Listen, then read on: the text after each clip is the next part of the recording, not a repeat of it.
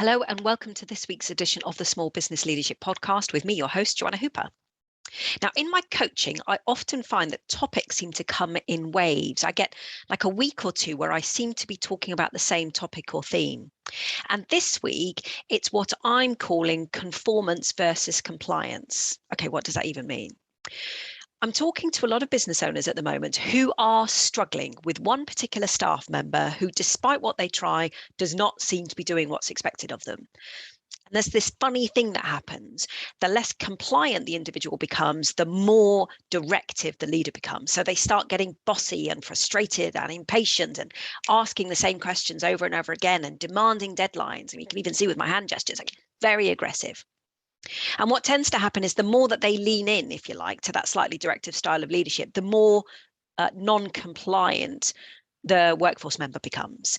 So both of these individuals end up in this deeply frustrating place where I'm basically being nagged on a daily basis and can't stand it and just want it all to go away. And me as the boss, I'm getting deeply frustrated and I'm getting to the end of my tether. They're taking the mick. I'm just going to fire them. Now, before we get there, let's take a step back. Let's take our helicopter view of what's going on here. One of the things that I talk about is this notion of going from compliance to conformance. Now, what do I mean by that? Compliance is basically, I do what's expected of me. I kind of nod and turn to the right, as we used to say in the military.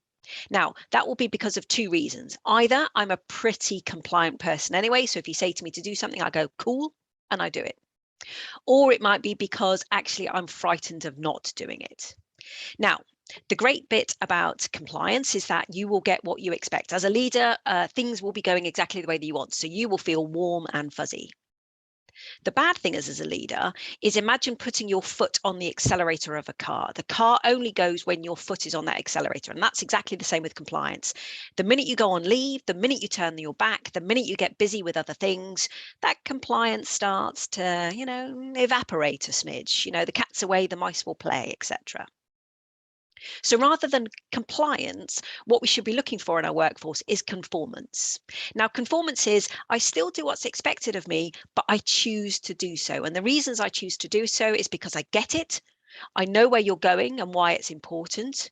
I know why it's important for me to play my part in that direction of travel. I know what the repercussions are if I don't do that. And I believe in all of those things, where you're going, why it's important, and what the repercussions are. Now, as a result, therefore, my behavior is compliant, but actually I'm doing it because I embody what it is that you want of me. So hence the conformance.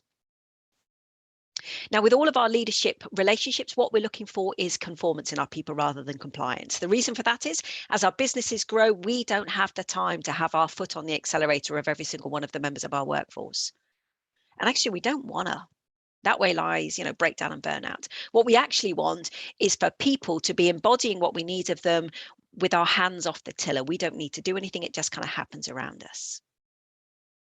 So one of the things I've been working on this week, and it turns out with about 3 or 4 different clients, is how do we change our leadership style from that foot on the gas, getting deeply frustrated, underperforming people, compliance, into foot off the gas, hands off the tiller, conformance, everybody's happy, everyone's performing at their best. Now, if that's something that you're wrestling with at the moment, you've got an underperforming team member, which the more you try, the less they seem to perform, why not give me a call? I'm really happy to talk about this. I've even got a little diagram that I'm happy to share with you, and I'll attach it to this link if you like, in terms of what you might be seeing and what might be going on for you. So that's Joanna Hooper from Limitless Peak Performance, sharing with you this week's hot topic in the small business leadership world. Thanks for listening. I'll see you next week. See ya.